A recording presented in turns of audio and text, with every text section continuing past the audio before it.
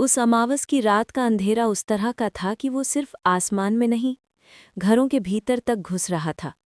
दियों की रोशनी भी जैसे दबी जा रही हो। देवगांव कोंकण की एक छोटी सी बस्ती थी। 50-60 घर, खेतों की खुशबू और समुद्र की ताज़ी हवाएं। दिवाली से ठीक एक दिन पहले का समय था। लोग रंगोली बना रहे थे, बच्चे पटाखे फोड़ रहे थे, आंगन दियों से जगमगा रहा था। पर एक घर ऐसा था जहां रोशनी नहीं फैली थी। वो घर था नारायण काका का। नारायण काका अपने बुढ़ापे के बावजूद चौकी पर बैठे रहते थे, आंखों में तरह तरह की बातें समेटे। उनके चेहरे पर समय की पट्टियां थीं और बोलने से पहले वो हर बार गहरी सांस लेते थे। आज भी वो बैठे थे, होंठ कुछ बुदबुदा रहे थे, जैसे कोई मंत्र उंगली पर गिन रहे हों। गांव के सरपंच विनोद शाम के हल्के अंधेरे में उनके पास आया और हंसते हुए बोला, काका, दिवाली है, एक दिया तो जला दीजिए, घर में अंधेरे से डर लगेगा। काका धीरे से आंखें खोले। उनकी आंखों में कुछ बेचैनी थी, उस बेचैनी में किसी पुरानी घटना की परछाई। उन्होंने कहा, विनोद, इस बार अमावस अलग है, बहुत अलग। आज रात चेटकिन लौटेगी। विनोद हंसा, काका, ये सब अंधविश्वास है, 21वीं सदी है, चुड़ैल डाइन कैसे? पर नारायण काका की आवाज शांत थी, मानो कहना हो, जब तक तुम उसे ना देखोगे तुम सच नहीं मानोगे, और जब देख लोगे तो बहुत देर हो जाएगी। रात गहराती गई, हवाएं शांत थीं, विश्राम सा माहौल, पर वो भी खौफ से घिरा हुआ था। आधी रात के पहले गांव के हर घर में दिए जल रहे थे, पर जैसे ही घड़ी के तीर 12 की ओर झुके, गांव के कई दियों ने एक साथ दम तोड़ दिया। ऐसा लगा मानो अंधेरा एक ही सांस में घरों को निगल रहा हो। उसे देखकर छोटे आदित्य रोया, पापा, मुझे डर लग रहा है। विनोद ने माचिस जलाई, फिर दिए जलाए, पर हवा का अलग ही रुख था। ऐसा लग रहा था कि कुछ मौजूद है जो रोशनी से दुश्मनी रखता हो। खिड़कियों पर खरोच की आवाजें आईं, चटक चटक, जैसे किसी के नाखून शीशे पर घिस रहे हों। गांव के लोग खिड़की से झांकने लगे। सामने वाले घर रमेश का घर था। अचानक वहां से भी कोई तेज चीख निकली। विनोद दौड़ा, दरवाजा खुला मिला। अंदर अंधेरा, सिर्फ एक कोने में एक दिया बुझा हुआ था। दीवारों पर खून की धारियां, नाखूनों के निशान। फर्श पर रमेश पड़ा था, आंखें खुली पर कोई जान नहीं थी। उसकी छाती पर कुछ तेज खरोंचे, किसी अजीब शक्ति के निशान। विनोद का दिल मुंह में आ गया। तभी दीवार पर लगे शीशे में कुछ दिखा। एक औरत काली साड़ी में, बाल बिखरे हुए, चेहरा सफेद, आंखें लाल, और वो शीशे में सीधे विनोद की तरफ देख रही थी। विनोद पीछे हट गया, पर शीशे को पलटकर देखा तो वहां कुछ नहीं। शीशे में फिर वही छवि और भी करीब आ गई थी, मानो शीशा भीतर तक गहरा हो गया हो। विनोद बाहर निकला पर दरवाजा जोर से बंद हो गया। हवा नहीं चल रही थी, और फिर भी उसके बाल हवा में लहर रहे थे, जैसे कोई मौजूद हो जो रोशनी से दुश्मनी रखता हो। विनोद की वापसी के समय जिस औरत ने चीखों के बीच विनोद को देखा वो खड़ी थी, करीब, बहुत करीब, और एक तरह की मुस्कान उसके मुंह पर थी, भयावा और खाली। उसने फुसफुसाया, तुमने मुझ पर विश्वास नहीं किया, अब देख लो। उसकी आवाज कान में बस रही थी और आसपास की हवा जैसे ठंडी हो गई थी। तभी नारायण काका दरवाजे में प्रकट हुए। उनके हाथ में एक दिया था और माला। उन्होंने मंत्रों का उच्चारण शुरू कर दिए। आवाज धीमी, स्थिर और पुरानी। काका के शब्दों से दिया चमका, पर औरत चीखी और शीशा टूट गया। धुआं सा फैलकर वो बाहर निकल गई। काका ने विनोद को सहारा दिया, चलो अभी सबको इकट्ठा करते हैं, रात अभी बाकी है। नारायण काका ने गांव बुलाया। हर घर से लोग निकले। जीप के लाइटों जैसा एक तेज सन्नाटा था, पर सब लोग एक स्थान पर इकट्ठा हो गए, चौराहे पर। लोग बात कर रहे थे, पर आवाजें कांप रही थीं। काका ने बताना शुरू किया, हमने 100 साल पहले एक बांधन तोड़ा था। एक औरत का नाम चेतना था। वो निर्दोष थी, पर उसे डायन कहा गया और जिंदा जला दिया गया। उस दिन से हर 100 साल पर अमावस की रात को उसकी आत्मा लौटती है, चेटकिन बनकर, और वो शिकार ढूंढती है। लोग स्तब्ध थे, कुछ आंखें नम थीं, कुछ चेहरे पीले। रात के 3 बजे गांव ने केंद्र में हजारों दिए जला दिए। मंदिर के सामने नारायण काका बैठ गए, रुद्राक्ष माला हाथ में। सब साथ प्रार्थना कर रहे थे। शांत मंत्र की आवाज फैल रही थी। तभी तेज हवा का झोंका आया, इतने तेज कि सैकड़ों दिए बुझ गए और एक काली परछाई आसमान में दिखी। वो नीचे उतरी। चेटकिन। उसकी आंखों में आग थी। उसके बाल हवा में उल्टे तंथी तंथी लहरें ले रहे थे। पर नीचे उतरते ही उसका ध्यान नारायण काका पर टिका। उनकी आंखों में गहरा दया था, नफरत नहीं। चेटकिन ने पूछा, तुम सब मुझे क्या देने आए हो? नारायण काका बोले, शांति। तुम निर्दोष थी, हम उस गलती को मानते हैं। गांव वाले एक एक करके बोले, हमें माफ कर दो चेतना। गांव की जुबान से निकले शब्द पहले कड़वे थे, पर धीरे धीरे सच्चे हुए। नारायण काका ने सबको याद दिलाया कि माफी सिर्फ शब्द नहीं, जिम्मेदारी भी है। हम तुम्हें सत्य बताएंगे और तुम्हें शांति मिलेगी, उन्होंने कहा। चेटकिन ठहरी, आंखों में गहराई। फिर एक बोली, मैं शत्रु नहीं पर दर्द हूं। उसकी आवाज कांप रही थी। उसने कहा कि उसे जलाकर गांव ने उसका जीवन छीन लिया। कोई उस रोती आवाज को ठीक से सुनने ना आया था। उसे जला दिया गया था और उसके बाद उसकी आत्मा चलती रही। एक बार शांति मिलने से शायद वो तरस जाएगी। नारायण काका ने धीरे से कहा, हम मानते हैं। हमें तुम्हारी पुकार सुनाई दी। चेटकिन की आंखों से एक आंसू गिरा। वो जमीन पर गिरकर अशोक की तरह एक फूल बन गया, नर्म और सफेद। चेटकिन का शरीर धीरे धीरे रोशनी में बदलने लगा। उसकी काली स्याही सफेद उजास में मिल गई। मुस्कान में इस बार कोई भय नहीं था, बस राहत। वो बोली, अब मैं जा सकती हूँ, और हवा के साथ गायब हो गई। गांव ने सांस ली। सुबह हुई और पहली बार कई वर्षों बाद देवगांव में हर दिल में हल्की सी शांति थी। पर कहानी यहीं खत्म नहीं हुई। अगले दिन गांव के कुछ लोगों ने देखा कि जिन दियों को चेटकिन ने बुझाया था, वो सिर्फ बुझी नहीं थीं, बल्कि उन जगहों पर कुछ निशान रह गए थे। छोटे छोटे लाल छाले, जो धीरे धीरे मिट रहे थे, पर कहीं कहीं मिटते हुए भी अनजाने में कुछ सवाल छोड़ गए थे। नारायण काका ने गांव वालों से कहा, दोष स्वीकार करना शुरू है, पर हमें याद रखना होगा कि भूलने से नहीं, सीखने से बचाव होगा। गांव वालों ने अगले वर्ष से प्रत्येक दिवाली की अमावस पर एक स्थान पर दिए जलाने की परंपरा शुरू कर दी, ताकि किसी निर्दोष की आवाज फिर न दबे। विनोद अपनी पत्नी प्रिया और छोटे आदित्य के साथ घर लौटे। विनोद के मन में कई सवाल थे। वो सोच रहा था कि कैसे अंधविश्वास ने लोगों को इतनी दूर तक ले गया। उसने नारायण काका से पूछा, काका, क्या सच में हम इतने भयानक हो सकते हैं? काका ने हाथ थपथपाकर कहा, इंसान जरूरत पड़ने पर भयंकर होता है, पर सुधारने का भी हक रखता है। आज हमने माफी मांगी, बस यही पहली कड़ी है। विनोद ने घर आते ही अपने बेटे को कसकर गले लगाया। अब मैं तुम्हें अकेला नहीं छोड़ूंगा, उसने कहा। दिन चढ़ा तो गांव के कुछ बुजुर्गों ने पुराने कागज निकालकर चेतना के नाम और उसकी कहानी को लिखवाया, ताकि भविष्य के बच्चे पढ़ें कि कैसे निडरता और समझ से इंसान सही राह पकड़ सकते हैं। देवगांव की उन गलियों में अब नई कहानियां पनपने लगी। डर और श्रद्धा की जो कड़ी पहले टूट चुकी थी, अब उसमें विश्वास और समझ जुड़ रहा था। पर एक रात जब सब सो रहे थे, नारायण काका अपनी चौकी पर बैठे थे और रुद्राक्ष माला फेर रहे थे। उनकी आंखें खुली थीं, पर चेहरे पर हल्की मुस्कान थी। वो मन ही मन सोच रहे थे, हमने माफ कर दिया, पर क्या समाज ने अपनी तड़प मिटा दी? ठीक उसी समय दूर से एक हल्की सी हवा आई, जैसे कोई लगातार दरवाजे पर थपकी दे रहा हो। काका ने माला पर अपनी उंगलियां और कस कर रखीं और बोले, जो बीत गया उसे भूलना नहीं, उसे समझना है।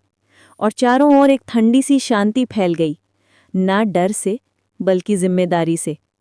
कहानी के इस पहले भाग का समापन यहाँ होता है। एक रात की वो घटना जिसने गांव के लोगों को अतीत से जोड़ा, उनके दोषों को उजागर किया और उन्हें एक बार फिर इंसान बने रहने की सीख दी। अगले भाग में आप देखेंगे कि क्या सच में पूरी शांति आई, या कोई और रहस्य उस रात के धुएं में पड़ा हुआ था। क्योंकि हर शांति के पीछे कहीं ना कहीं एक कहानी होती है जो रोशनी में भी छुपी रह जाती है। अगर आप चाहें तो मैं यही कहानी अगले भाग में आगे बढ़ाकर दे दूं, जहां गांव में आने वाले नई साक्ष्य, चेतना के एक पुराने रिश्तेदार की खोज या चेटकिन की कोई बाकी यादें सामने आती हैं और कहानी पूरी होकर एक लंबे फॉर्म सीरीज बन जाए।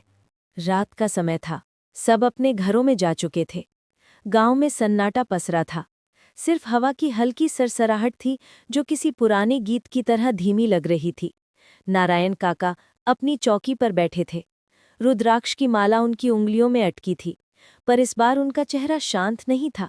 वे बार बार एक ही दिशा में देख रहे थे, गांव के पुराने बट वृक्ष की ओर, जो मंदिर के पीछे था।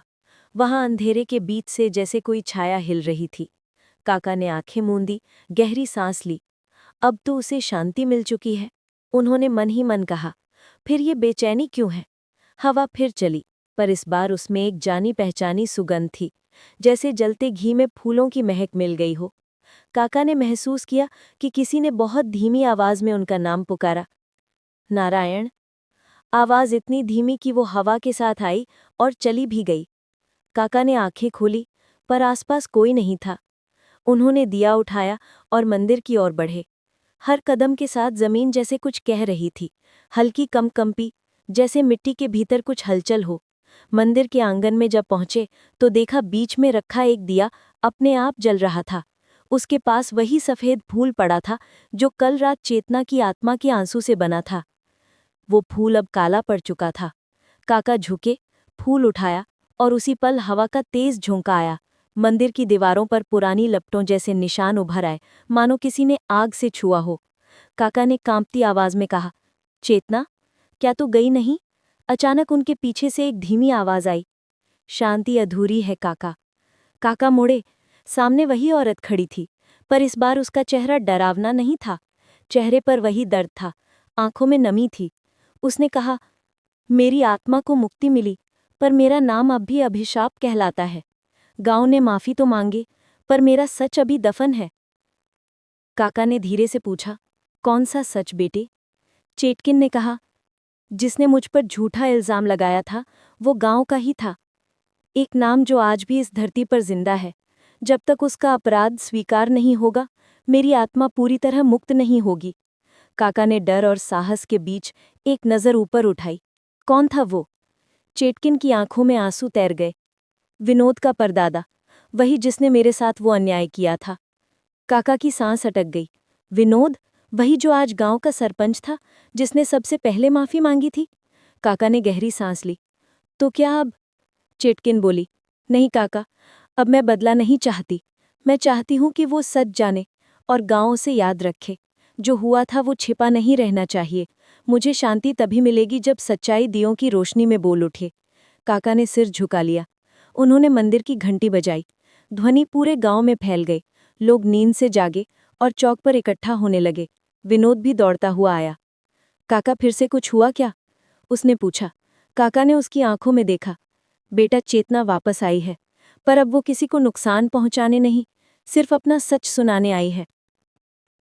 गांव के लोग डर के साए में थे, पर काका की आवाज में भरोसा था। उन्होंने सबको मंदिर के पास बुलाया, फिर बोले, 100 साल पहले एक औरत को हमने दोषी कहा, पर असल में वो निर्दोष थी। अब उसकी आत्मा कह रही है, जिसने झूठ बोला वो हमारे अपने ही परिवार से था। विनोद चौंक गया। मेरे परिवार से? काका ने धीरे से कहा, हाँ, तेरे परदादा रघुनाथ। विनोद के चेहरे पर हैरानी थी। काका, मेरे दादा ने हमें ये बात कभी बताई नहीं। काका ने कहा, क्योंकि सच दबा दिया गया था, पर किसी भी सच को दबाकर कोई आत्मा मुक्त नहीं होती। इतना कहते ही हवा तेज चली, दियों की लौ हिलने लगी और मंदिर के भीतर फिर वही छवि उभरी, चेतना की, पर इस बार वो मुस्कुरा रही थी।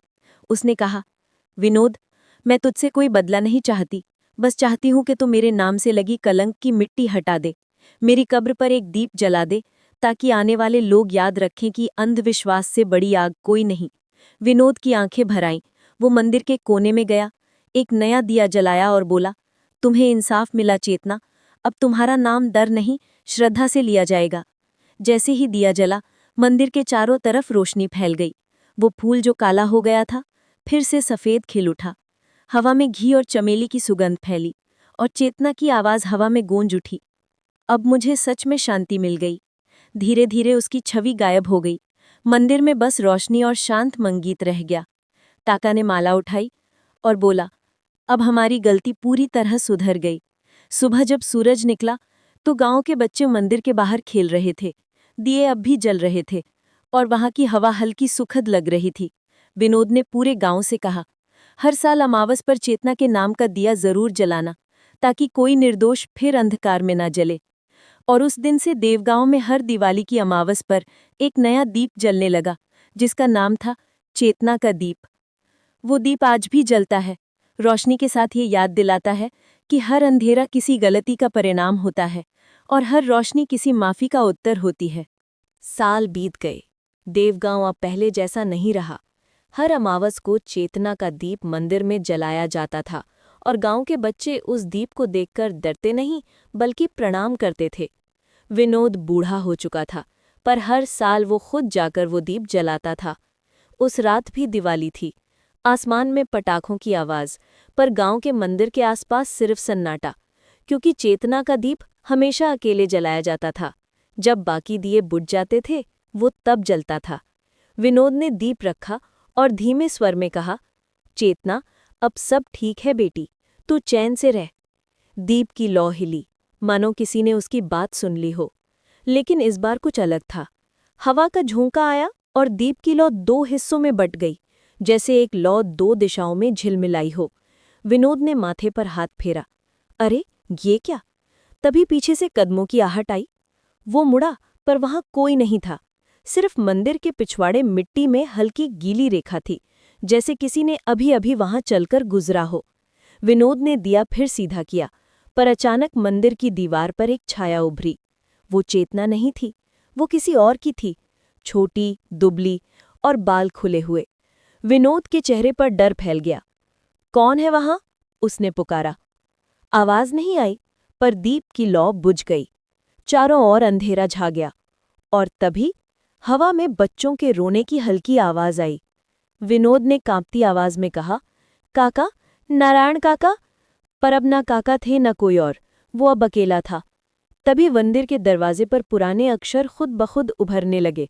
दीप जलाओ, पर अधूरा मत छोड़ो। विनोद समझ नहीं पाया। अचानक जमीन के नीचे से किसी की कराह जैसी आवाज आई। उसने दिया दोबारा जलाया और वहीं जमीन के नीचे एक और छोटी सी कब्र का निशान दिखा। कब्र पर कोई नाम नहीं था, सिर्फ राख और राख। विनोद झुक गया, उसकी आंखों से आंसू गिरने लगे। कौन थी ये? उसने चाहा, और तभी हवा ने जवाब दिया, वो मेरी बच्ची थी। विनोद की सांस रुक गई। उसने ऊपर देखा। चेतना की आत्मा फिर सामने आई, पर इस बार उसकी गोद में एक परछाई थी, एक छोटी लड़की की आत्मा। चेतना बोली, मुझे तो मुक्ति मिल गई थी, पर मेरी बच्ची, जिसे उस रात जलते घर में छोड़ दिया गया था, वो अब भी मुझे ढूंढ रही थी। विनोद के पैर कांपने लगे। तो अब क्या करना होगा? चेतना मुस्कुराई। बस उसकी कब्र के ऊपर एक दीप जला दे, मेरे नहीं, उसके नाम का। विनोद ने कांपते हाथों से दिया उठाया, कब्र के पास रखा और बोला, ये दिया तेरी माँ की नहीं, तेरे अपने नाम का है। जैसे ही दिया जलाया, हवा पूरी तरह थम गई। मंदिर में फिर से वही रोशनी भर गई, पर इस बार उसमें एक मीठी सुगंध थी, जैसे किसी बच्चे की हंसी घुली हो। चेतना की आत्मा ने विनोद को देखा। अब पूरा हुआ, अब सन्नाटा भी सो जाएगा। उसके बाद उसकी छवि धीरे धीरे गायब हो गई। विनोद वहीं बैठा रहा, दीप को जलते देखता रहा।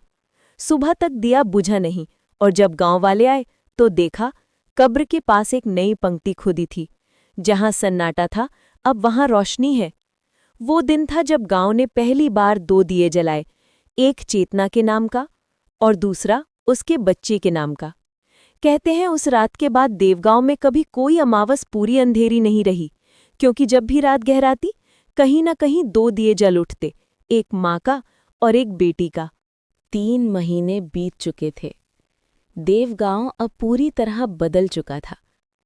मंदिर के बाहर हर शाम 2 दीप जलाए जाते थे, एक चेतना के नाम का, दूसरा उसकी बेटी के नाम का। लोग अब डरते नहीं थे। बच्चे उसी मंदिर के पास खेलते थे जहां कभी सन्नाटा बोलता था। लेकिन हर रात जब बाकी दिए बुझ जाते, सिर्फ एक दीप जलता रहता था। वो था चेतना की बच्ची का दीप। और अजीब बात ये थी, वो कभी खुद बुझता नहीं था। विनोद अब बहुत बूढ़ा हो चुका था। एक रात वो मंदिर के पास गया। आसमान में बादल थे, हवा में नमी थी, मानो कोई आने वाला हो। उसने दिया देखा, वो हल्की लौ में जल रहा था, पर उसके नीचे जमीन गीली थी। विनोद ने मिट्टी छुई उसके हाथ में हल्का सा लाल निशान लग गया, जैसे किसी ने वहां खून गिराया हो। वो चौंक गया। ये क्या है? अचानक मंदिर के अंदर से हल्की हंसी की आवाज आई। वो बच्ची जैसी नहीं थी, वो बड़ी थी। और फिर हवा में एक आवाज तैर गई। काका ने तो सबको शांति दी, पर मुझे कौन देगा? विनोद ने कांपते स्वर में कहा। कौन है वहां? आवाज और करीब आई। मैं हूं, वो तीसरी, जिसे कभी किसी ने देखा ही नहीं। विनोद का दिल जोर से धड़कने लगा। तीसरी? दीप की लौ अचानक बड़ी हो गई और दीवार पर 3 परछाइयां उभरी। एक चेतना की, एक बच्ची की और एक जो दोनों के बीच थी, पर वो चेहरा धुंधला था। चेतना की परछाई ने कहा, विनोद, मैंने सोचा था अब सब खत्म हो गया, पर नहीं, मेरे साथ वो और भी जली थी, मेरी बहन रमा। विनोद की आंखें फैल गईं। तुम्हारी बहन? हवा तेज चली, दीप की लौ लगभग बुझी और चेतना की आवाज गूंजी। वो बच गई थी, पर उसका मन अंधेरे में रह गया। गांव ने उसे नहीं जलाया, पर उसने खुद को जला लिया। दीवारें कांपने लगीं। मंदिर के पीछे की ओर से राख की महक आई। उसने वहां देखा, एक पुराना दिया पड़ा था जो कभी जला ही नहीं था। चेतना की आवाज धीमी हुई। उसका दीप अब तक नहीं जला। वो भी मेरी तरह सच्चाई की शिकार थी। जब तक वो दीप नहीं जलेगा, देवगांव में शांति पूरी नहीं होगी। विनोद ने कांपते हाथों से तीसरा दिया उठाया, उसे मंदिर की देहरी पर रखा, लौ जलाई। जैसे ही दिया जला, तीनों परछाइयां एक साथ चमकी, फिर हवा में घुल गईं। पर उसके तुरंत बाद मंदिर के भीतर एक हल्की चीख गूंजी। अब तीसरे दीप को कोई मत बुझाना।